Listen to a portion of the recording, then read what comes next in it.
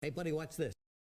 Hello, Regis Gilman is the name and Hearthstone is the game, and these are the 10 best Knights of the Frozen Throne cards in the Hearthstone arena. That's right, I think it's useful to talk about which cards are defining and impacting arena in the biggest ways. First off, it's just fun to identify the cards that have been the most successful, confirming predictions, surprising people from time to time.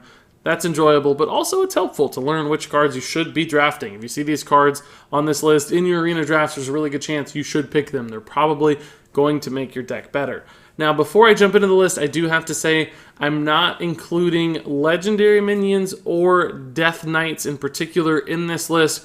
Of course, pretty much all of the Death Knight hero cards that you see on the screen behind me, in fact, are going to be the best Frozen Throne cards in Arena. That's a given. They're all absolutely incredible. Some probably stand out more than others, but you just can't go wrong picking any of those. They would arguably take the top 7 or 8 spots on the list, and I don't think that's a very fun list. So for the sake of talking about the other cards, the less obvious cards, this list will only include cards which are not legendary rarity. So that caveat aside, let's go ahead and jump into this list. Starting off at the number 10 spot is a card you probably weren't expecting to see here, and in fact it's a card I wasn't expecting to put on this list, and I'm still a little bit surprised by this card's inclusion. But here's the deal. When I went through this list, how I found these cards was by looking at actual data of win rates in the decks in which they're included and win rates of the cards when they're played using hsreplay.net. I took 15-20 cards that were all pretty strong, crunched the numbers across different ones, used some of my own judgment calls as well to rank them because a lot of them were close, but I just couldn't leave Strong Shell Scavenger off the list given the actual win rate data that back this card up. If you look at this card on tier lists from some of the best arena players in the world, like the Grinning Goat guys or the Hearth Arena tier list, whatever it might be, he's often not rated very strongly. In fact, a pretty below average card in most people's mind. And that's kind of where Strong Shell Scavenger has sit for me as well, because a 2-3 for 4, terrible stat line, has a super conditional battle cry. Of course, it's really strong when it works, but taunts are a fairly difficult condition to achieve. They're not always taunts around, so sometimes this is just a dead card sitting in your hand. But the data says, you know what? When this card is played, it has a stupendously strong win rate. It's one of the highest of all the cards on this list. So some people would say, sure, Regis, that makes a lot of sense, because when you play this, you're playing it when you have an advantage and you have taunts on board, so of course the win rate looks good. And your counter argument might be, but that doesn't make the card good because there are other times it's a dead card. But here's the thing, if Strong Shell Scavenger was truly only good when you play it when you're ahead, if it was a win more card essentially, you would expect a deck's win rate that drafts it to be lower, because it would be compromising its deck's integrity and consistency for sort of a high roll, high variance kind of card. But the data suggests that's not the case at all. Even when you draft Strong Shell Scavenger, your deck's win rate stays incredibly high. It has one of the highest deck win rates in the entire set as well. As you start to think about it, you realize Druid does have so many consistent taunts available with the new stuff like Crypt Lord and Druid of the Swarm. Those are a couple new taunts that are offering bonuses in Frozen Throne. There's also, of course, Spreading Plague, which is a playable card in Arena, not to mention just a ton of neutral taunts. So when you draft Strong Shell Scavenger, you can kind of make your deck match up a little bit as you keep an eye out for taunts and perhaps draft a few extra along the way to really empower your Strong Shell Scavenger, because as it turns out, surprise to everybody, apparently Strong Shell Scavenger is really one of the best Frozen Throne Arena cards. So let's go ahead and move on to the number 9 spot, a card which is far less surprising to me. This is Rogue's Plague Scientist, of course a little 2-3 minion for 3 mana, but this combo makes it incredibly good. Give a friendly minion poisonous, and of course Arena is all about board control, and when you can give tiny things poisonous and trade them into big things, Plague Scientist becomes a very powerful card. I would expect it to be even higher on this list if it didn't essentially have a conditional aspect and that you have to have a minion ready to attack on the board in order for this to really become a powerful card. Sometimes it can just sit in your hand a little bit dead as a 3-mana 2-3, which in and of itself isn't very powerful. But the times it does allow you to make strong plays can often be game-swinging, game-winning kind of plays. Now, I don't think this has quite as much of a positive impact on a deck as something like Vile Spine Slayer, or really even Envenom Weapon from the Unguro meta, but it's yet another single target hard removal card given to Rogue when they already have a ton, and Plague Scientist helps Rogue cement itself as the best arena class because this is yet another fantastic arena card. Now onto the number 8 spot, we have Bone Drake, the 6-mana neutral minion, and that's really why Bone Drake is here. He's just one of those value minions in the neutral set. He gets an offering bonus for Frozen Throne, so he tends to show up a lot, and he's so good because dragons on average are very strong cards. There are some incredibly good ones like Primordial Drake and just the big bomb threat dragons like Ysera or even Onyxia that are really powerful in Arena. And even if you get something like a Fairy Dragon, just cycling a 6-mana card like this into another minion in Arena, it's essentially a card draw effect that on average gives you something great, and that's very powerful. Not to mention a 6/5 body is threatening in a lot of ways in Arena. It's still something that's difficult to remove. So all in all, between the Death Rattle synergies, the card generation, the raw threat of a 6-attack minion in Arena, and the consistency overall of this card pretty much makes a perfect kind of Arena card that fits in any given deck. Moving on to the number 7 spot, we have another neutral minion. This time around, it's Deathspeaker, the 3-mana minion that's a 2/4, which right there, that's a pretty good start. 2/4 in stats is solid for a 3-drop. It's not quite a 3/4, which would be ideal, but still trades into a lot of 2-drops, which makes it a good early game minion. Not to mention the fact that when you actually get its battle cry to work, and you don't just have to play it on curve on turn 3, this card becomes totally insane.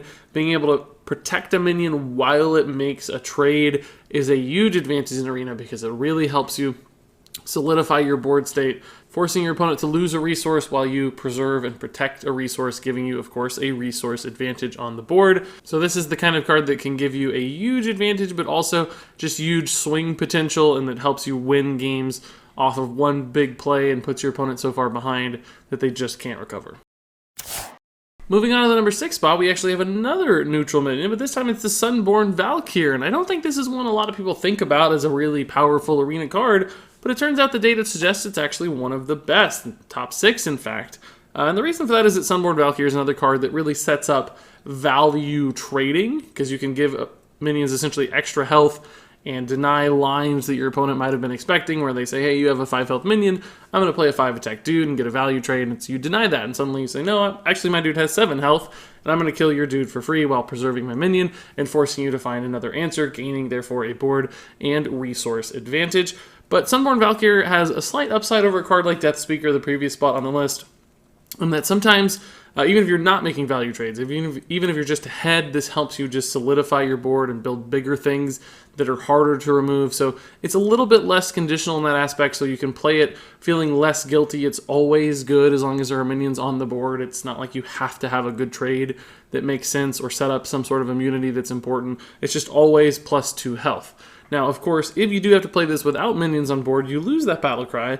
But at the end of the day, a 5/4 for 5 mana isn't actually that terrible. And in fact, the fact that it is 5 attack instead of 4 is a big difference because it helps it trade into other 5 or 6 mana kinds of cards. So Sunborne Valkyr, really high upside, and even when it doesn't work out, it's not that terrible. So the perfect kind of consistent card with a lot of high roll and upside potential.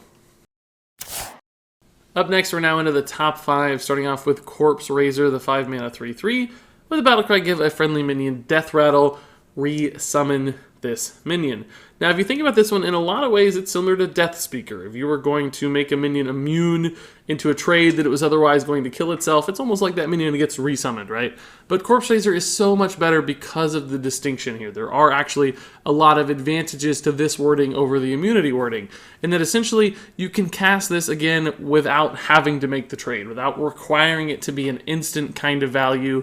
If you're ahead on the board, if you play a minion, you can do this passively, and the effect is there. It's a permanent death rattle. That minion's always going to come back. So it's not like you have to do it in a specific moment over a given turn.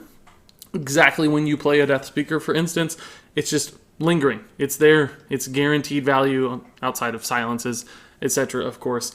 But that's really, really powerful. Whether you're just resummoning a giant Boulder Fist Ogre to get those extra stats on the board, you can double this down on other Death Rattle minions to chain those really valuable Death Rattle effects. Something like this on a Bone Drake, for instance, is totally crazy because you get to attack for 6, you get the dragon, and your Bone Drake comes back, Death Rattle once again. So any minions with those sorts of effects, on-board effects, are really, really powerful with this kind of card. And the fact that it's only a 3/3 minion just isn't that much of a downside because the potential for this to be so strong is so high. And that's why Corpseraiser is one of the highest win rate cards in the Frozen Throne and in the top 5 on this list. So now let's move on to the number 4 spot with Cobalt Scale Bane, a 5-mana 5/5 that really at the end of the day is just a giant pile of stats. 5-mana 5/5, that's sort of the vanilla stat allocation you hope for 5 mana. You could argue 5/6, but most of the time 5/5 is more than enough. And of course, this effect at the end of your turn, give another random friendly minion a +3 attack, is really powerful in Arena, particularly in certain classes that are more likely to have minions lingering around on the board, say something like Paladin, for instance, or Shaman that summons minions via their hero power. Often those things just kind of hang around, and suddenly they become major threats on the back of Cobalt Scalebane. If you can play this alongside another minion, it's often just ridiculously powerful, allowing you to take smaller things and kill your opponent's bigger things via those smaller things.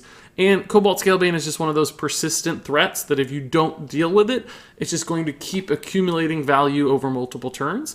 So it can create a lot of friction and inefficiency in your opponent's plays, where they try to do things to answer this that compromise their game plan or disrupt what they're trying to do, and that gives you sort of an advantage often that you can't even see or notice. So Cobalt Scalebane, good in and of itself, forces your opponents to make bad plays, has a ton of upside if it lives on the board, and frankly, just sometimes as a naked 5-mana 5/5, it's still a good play because that's a solid thing in Arena, just to get stats on the board, particularly stats that have the potential to do so much. Exactly the kind of thing you'd expect to see in the top 4 of this list. And we're already into the top 3, starting off with the Warlocks. Despicable Dreadlord, another 5-mana minion, this time a 4/5 demon with another really powerful persistent onboard effect, but this time it's that at the end of your turn, this minion deals 1 damage to all enemy minions. Now, area of effect in Arena is incredibly strong, probably the strongest single kind of effect in the entire game mode. Area of effect just wipes out opponents' boards. Now, this might be a small area of effect in that it only does 1 damage, a sort of whirlwind kind of effect, but that's still often enough. You'd be surprised just how often this minion lines up in incredibly strong ways, where you can trade and put multiple giant things at 1 health, where your opponent just has a ton of lingering Silverhand recruits, or maybe they cast Stand Against Darkness. There are all kinds of ways for this to soften up for trades in the future. Not to mention, as a 4/5, it's got that sort of Chillwind Yeti stat line, which isn't actually all that terrible for 5 mana either. At 5 attack, this would be absurdly OP, but at 4 attack, it's still very, very strong. Fits what Warlock is trying to accomplish. It's a good card when you're ahead. It's a good card when you're behind. The perfect kind of card in Arena, and the win rates for both deck and played show exactly that. And now we have the number 2 card. It's Druid's Ultimate Infestation. I don't even know what to say about this, guys. Look at the card. It's a 10-mana spell. It summons you a 5/5 minion. Fantastic in Arena. It draws you 5 cards. Totally absurd in Arena, particularly by turn 10, when most decks have started to run out of gas, and simply refilling your hand is enough to win you the game by itself. It also gains you 5 armor for some survivability, and on top of all that, it actually does 5 damage to help you swing the board. So you can kill something of your opponent's, summon something of your own, gain a ton of resources. This card is busted. It's broken. It's fantastic and constructed.